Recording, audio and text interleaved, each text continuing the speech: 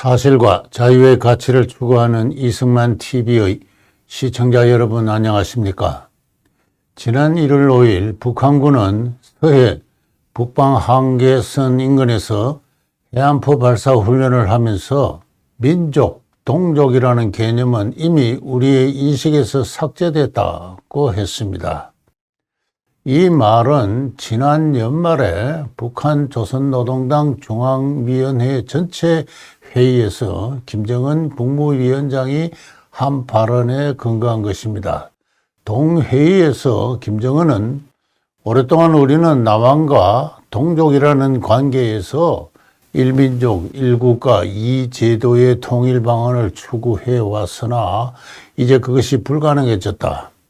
남한에 보수니 진보니 하는 정권들이 교체해서 성립해 왔지만 모두 우리를 흡수 통일하려는 점에서는 동일하다.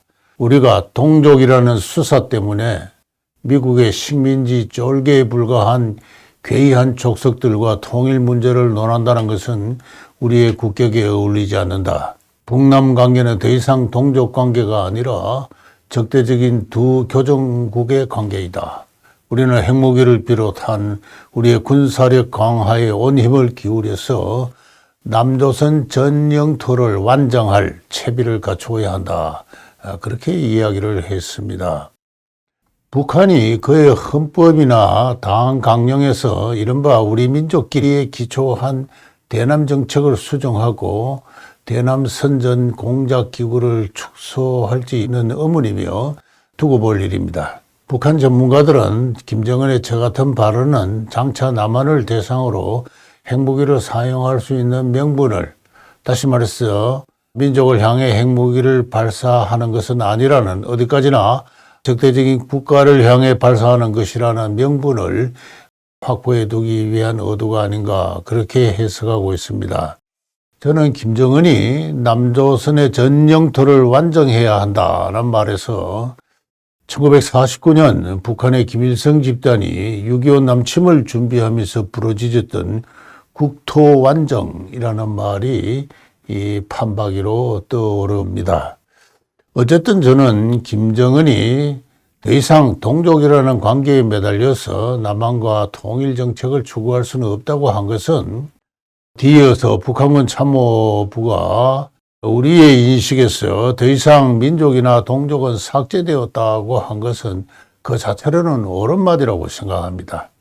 왜냐하면 민족이나 동족의 관점에서 이념과 체제가 상이한 두 나라를 하나로 통일한다는 것은 원래 있을 수 없는, 처음부터 환상에 불과한 일이기 때문입니다. 바로 그 엄연한 역사적 진리를 이제 핵무기를 보유한 자신감을 바탕으로 김정은이 솔직하게 토로한 것이라고 생각합니다. 우리 대한민국이 그의 통일 방안을 제시하는 것은 이 화면에서 보는 그 회담입니다만은 1954년 제네바에서 한국 문제를 두고 열린 국제회담에서였습니다. 그 회담에서 북한, 중국, 소련 등은 남북한에 이미 성립해 있는 두 국가를 해체하고 남북한의 정치단체 대표들이 대등하게 구성하는 회의를 통해서 중립국의 감시하에 총선거를 실시하자고 주장했습니다마는 그에 맞서 우리 대한민국은 미국, 영북 등 자유우방의 힘을 빌어서 이를 거부하고 남북한에서 인구 비례에 기초한 자유보통선거를 실시하되 남한에서는 이미 유엔 감시하에 자유보통선거를 실시하여 대한민국이라는 합법적 권력이 성립해 있는 만큼 대한민국의 법에 따른 자유보통선거를 실시하고 북한에서는 그 인구가 얼마인지조차 알지 못하니 인구조사부터 철저히 시행한 다음 유엔 감시하에 자유보통선거를 실시하여 남북한의 통일국회를 서울에서 다시 구성하고 그 국회가 헌법을 다시 제정하고 정부를 다시 구성하자는 안을 제시하였습니다. 이것이 1954년 이승만 대통령이 제시한 정립한 이른바 평화통일안이었습니다. 이승만의 평화통일안은 한마디로 북한에서 자유보통선거를 실시하여 북한의 우리 동포를 공산주의자들로부터 해방시키자 함을 그 본질로 하였습니다. 그 통일 방안을 두고 이승만 대통령은 공격적으로 북진 통일이라고도 했습니다. 의도적으로 전쟁을 일으키자는 뜻이 아니라 그러할 힘도 국제적 여건도 아니었으면 물론이겠습니다만은 그러한 이념과 용기와 사명감을 가지고 하루빨리 북한에서 우리 동포를 지배하고 있는 공산체제를 해체해야 한다는, 그렇게 이 나라 국민과 정치의 정신적 자세를 바로잡아야 한다는 그러한 취지였습니다. 유감스럽게도 이승만 대통령의 평화통일론은 이후 그의 하야와 더불어 슬슬 사라지고 말았습니다. 반면에 이승만 대통령은 전쟁광이라는 엉뚱한 부당한 비난을 받았습니다. 1972년 박정희 대통령은 북한의 김일성 수상과 합의해서 7.4 남북 공동선언을 발표해서 통일은 외세에 의존하거나 외세의 간섭을 받지 않고 자주적으로 해결하며, 통일은 상대방을 반대하는 무력 행사에 의거하지 않고 평화적 방법으로 실현하며, 사상과 이념, 제도의 차이를 초월하여 하나의 민족으로서 민족의 대단계를 도모한다고 했습니다. 그렇게 박정희 대통령은 어리석게도 이승만 대통령의 통일 방안을 철저하게 폐기하고 말았습니다.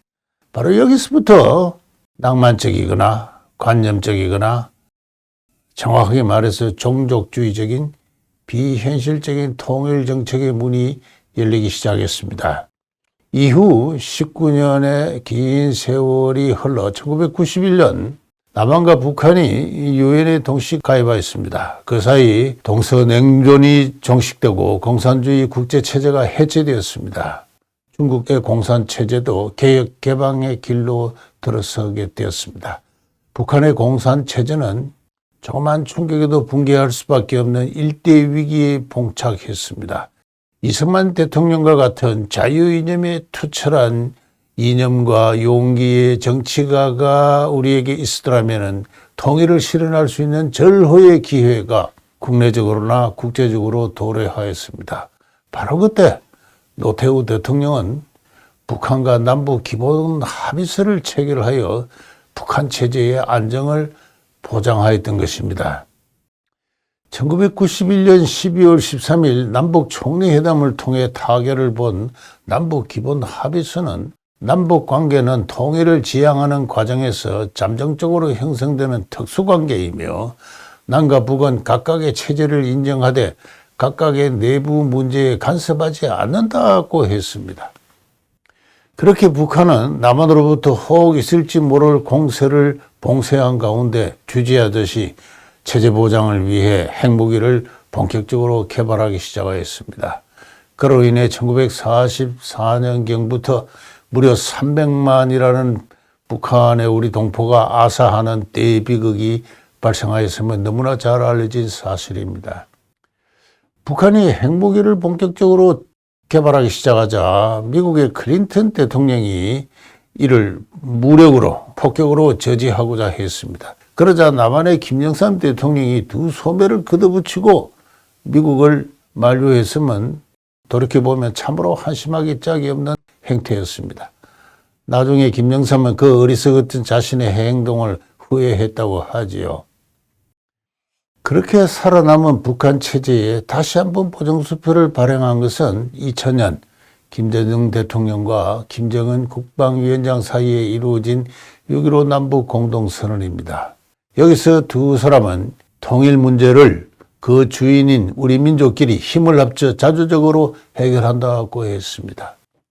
우리 민족끼리라는 말은 1948년에 저 유명했던 남북협상 당시부터 공산주의자들이 내걸어온, 이후에는 북한 헌법에까지 명시된 통일의 구호이기도 합니다. 김대중은 알았는지 몰랐는지 그 공산주의자들의 구호를 그대로 복창하면서 우리 민족끼리 통일하자고 했습니다. 그런데 이후 김대중과 그의 후계자 노무현 대통령의 10년간에 걸쳐 통일 문제에 어떠한 실적이 볼만하게 있었습니까? 단 한 점도 없었다고 이야기할 수 있습니다. 김대중은 오래전부터 3단계 통일 방안을 주장했습니다. 제1방안은 평화적 교류를 통한 연합입니다. 경제와 문화의 다방면에 걸쳐서 활발한 교류가 이루어지는 가운데 정치면에서 두 나라의 국회와 내각을 정기적으로 연결하는 회의체가 성립하는 것을 두고 김대중은 연합이라고 했습니다. 그 노선에 따라 그 10년간 스포츠나 연예인 교류와 같은 문화행사가 몇 차례 요란하게 벌어졌습니다만 실제로는 정치적으로 기획되고 통제되는 정치행사에 불과했습니다. 남북 국회의 연석회의나 정기적인 강요회의 등은 시도되긴 했지만 정말이지 한갓 허망한 구호에 불과했습니다. 김대중은 자신의 통일정책을 햇빛정책이라고 정당화했습니다.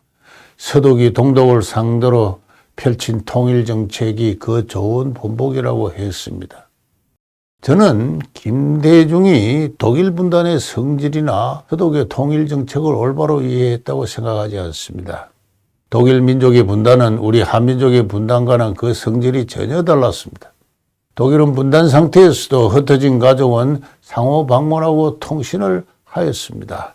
동독 시민은 서독의 방송을 청취하였습니다. 동독 공산체제 하에서도 자유는 교회 공동체를 중심으로 해서 살아 있었습니다.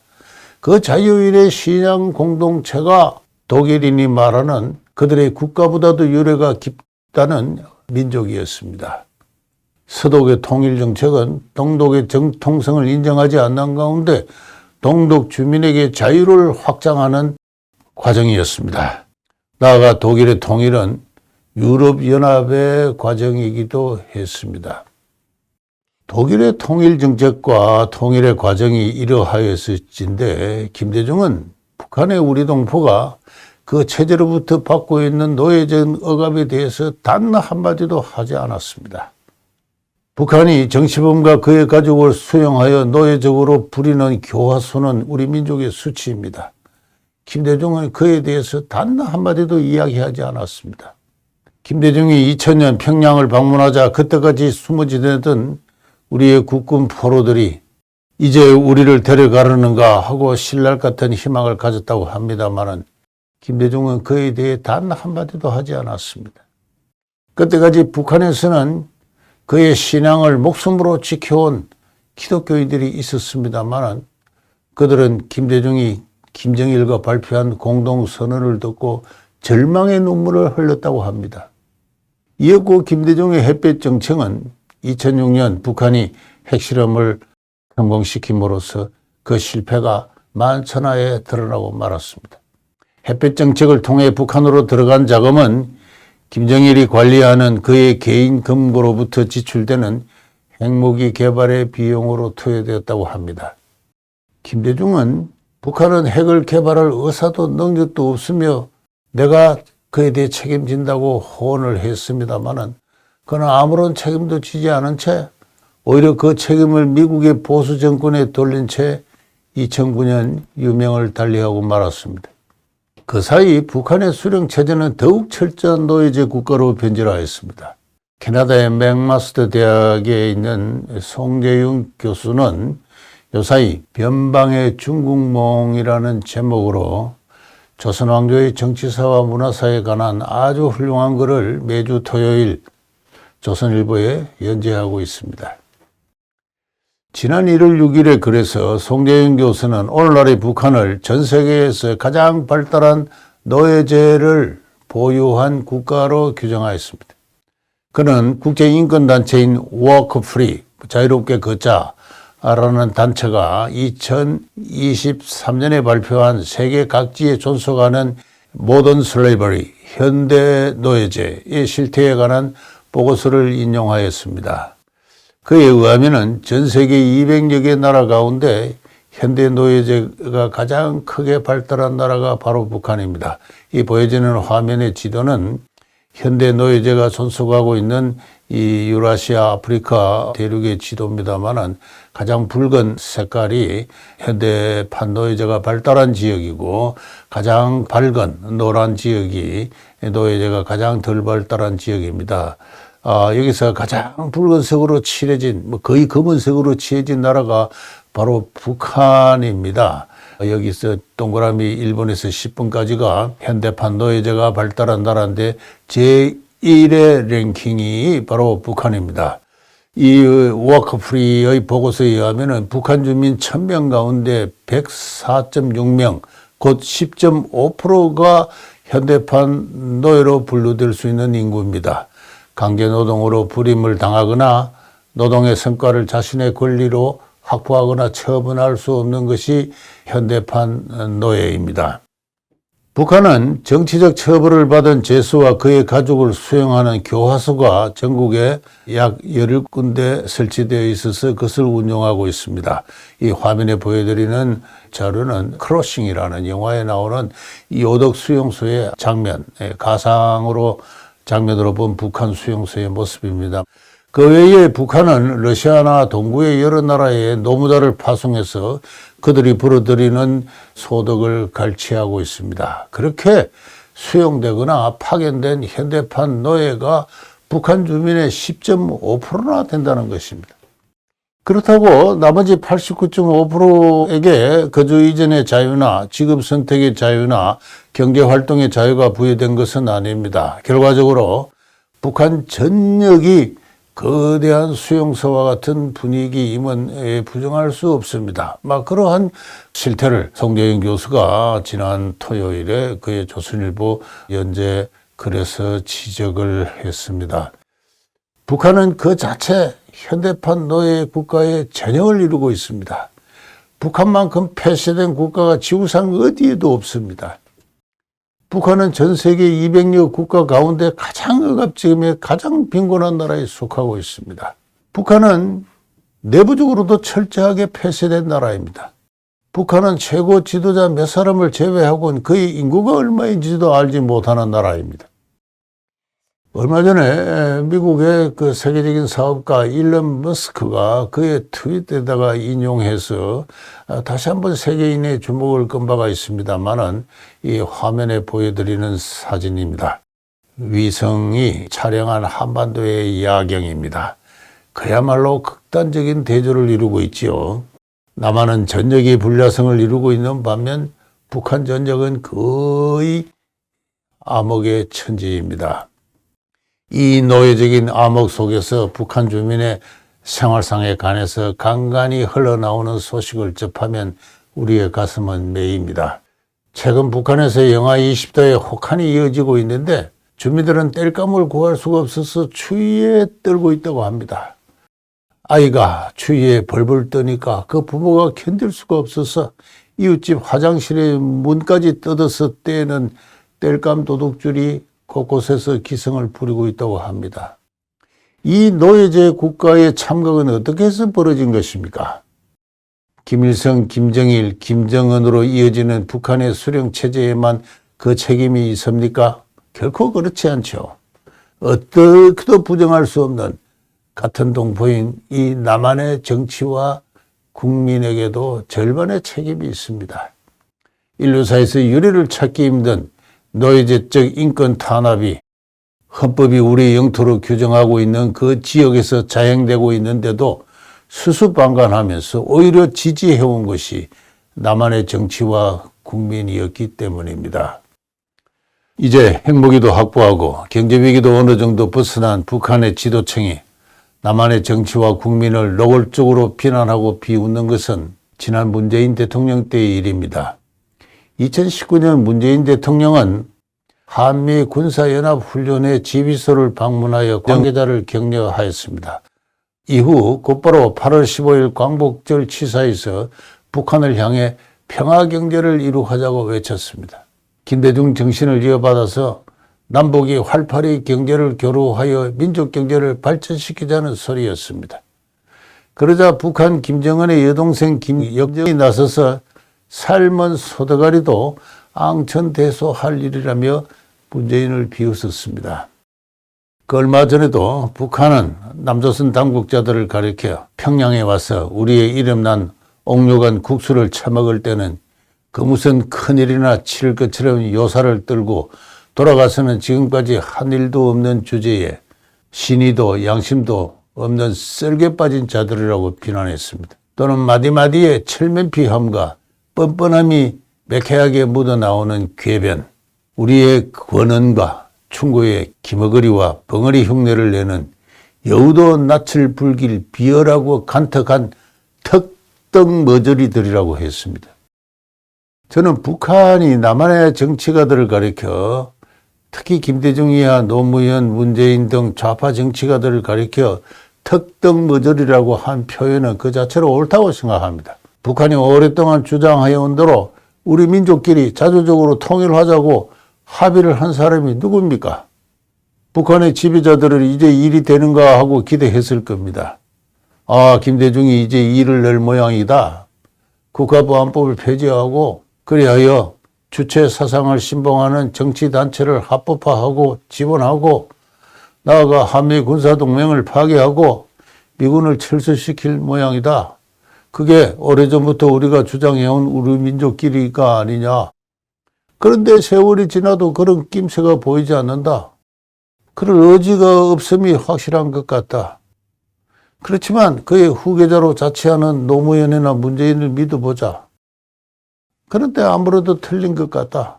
저들이 평양에 와서 비굴한 표정을 지으면서 아침마다시 입으로만 통일한다. 이제 믿을 수 없다. 이제 우리는 핵무기를 가졌다.